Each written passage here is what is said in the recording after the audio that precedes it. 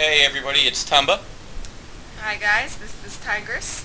and we're going to be casting FXOSheth versus VVVTime today.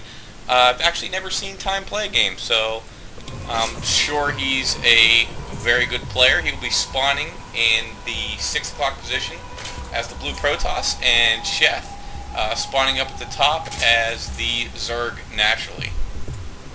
What do you think, Tigress? You excited for this match? Yeah, Shep's undefeated at NSAL currently. He's 4-0. Seems to be a very humble guy, and I'm He is excited to 4-0? see him. Yeah, he is super humble too.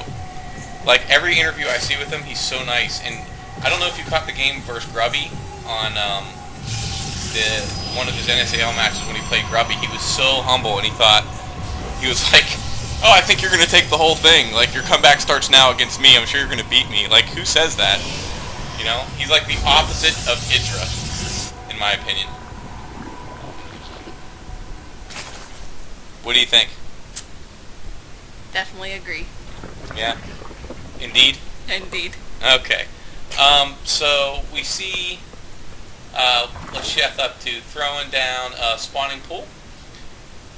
And definitely going to expand. A lot of chit-chat going on here. We see typical opening. Zealot out. Got the Cyber Core down. Not going to be very tough to figure out what the Protoss is going to do here. I'm going to guess it's going to be, at least it's going to look like a 3-gate sentry expand. And there goes 2 more gates and we have a sentry. So whether or not he continues with the sentry expand, I don't know, but it's certainly looking like that's the way he's going to start off and open up. Yeah, 3-gate sentry typically is the safest and the most popular against with Protoss. For Zerg right now. Right. Yeah. I don't know if it would work versus Terran. However it may. I doubt it. Anyway, as we see Sheth in typical Zerg fashion, going ahead and attempting to stay 1 base ahead. Throws down his other hatchery. And just making some Zerglings right now. Sort of camping outside time space here. Oh, we got force fields going down, trying to get rid of these Zerglings. A little attack, maybe trying to get a cancel on the Nexus here. Let's see if he's gonna might have to cancel this. It hurts to lose those sentries really. Pulling probes now. And force going down to complete that wall off. Cancels. Pandemonium going down at this base here, and this is exactly what Sheth needs to do. It puts the Protoss on the back foot, and it's so frustrating to deal with because you're just trying to get this expansion up, and you know that if you don't get this up, you're doomed. So really, it's a great time for him to harass. Actually gets into the main with some Zerglings, and it looks like he's going to start taking out some probes. Not enough Zerglings to do too much damage. The probes actually do pretty well against the Zerglings, but he's going to clean that up and head back down to defend his Expo. Looks like he will get this up. I'd like to see him put 1 or 2 more cannons down. And actually, Sheth has gone ahead and expanded a 3rd time behind this. More force fields going down. Just not letting up. This is what the Swarm's all about. Continuing to stream units down. Roaches show up now and just spitting that acid. Melting down some Stalkers, but it looks like Time's starting to get his feet underneath him here a little bit and is able to clean it up, yeah. But more Zerglings streaming in, and I don't like him pushing out that far. I'd like to see him pretty much stay back and protect his Expo. Look at the streams here of units just coming in. As you can see, he's got 1, 2, 3. He expanded quickly. And he has 4 expansions. Yeah, he just took a gold. Look at that. Wow. Wow, just took a gold. His definitely going to be heavy economy soon. Oh, for sure, yeah, his economy's pumping. And it looks like Time is, again, just constant harassment and expanding behind it. Looks like Time is going to go ahead and set up for his 3rd, take his 3rd. And I can tell you right now how this is going. And it's not good for Time, because we're 13 minutes in and he doesn't even have an army. It's right now 88 supply to 102, but Sheth just has far more units that do damage. Yeah, Sheth took complete advantage of the fact that he got the Zerglings in, got to see what was going on at the Protoss camp early on, and Right. saw that there was nothing really going on and went in for the harassment. Absolutely, and that harassment is so key, I think, early against Protoss, just because it does get him on the back foot. And it's, even if you're suiciding some Zerglings in, it's like, oh no, this could cost my expansion, and you might throw their timing off, and that's what you're kind of looking to do.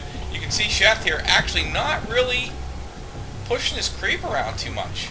He is taking a 5th. Oh, he's just out expanding, and we've got a stream of units coming in here. Looks like setting up for a possible 2-pronged attack. Yep, indeed, we do. I'm wondering if it wouldn't have been better for him to pull the old MC move at the beginning. Yeah, OGSMC, he typically does a 3-gate center expand like everyone else. It's very typical on the North Korean servers. And that game he had versus July Zerg, he faked them out with the Nexus. He did a little Nexus cancel. Right. So you said that was popular in North Korea. That's amazing. I wasn't even aware that they had StarCraft 2 in North Korea. Kim Jong-il is now supporting StarCraft 2. Okay, Tigress coming through with information we didn't know. Sure, you've seen the Nexus cancel. You've seen that. A lot of people watched it on GOM, and hell, we've even seen it in NASL, but I didn't know it was popular on the North Korean server. I didn't even know North Korea had its own server. And pretty much back to the game here, trying to make it as interesting as possible. I think Time's in big trouble. Definitely looks this way. He's so behind. Yeah. Seth has so many bases at this point that it's going to be nearly impossible for him to get back. Well, here comes a storm.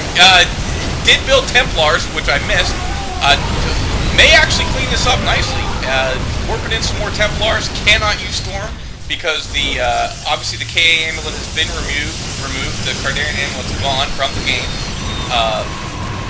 Topic of debate a little while ago on a patch that went ahead and sort of made players have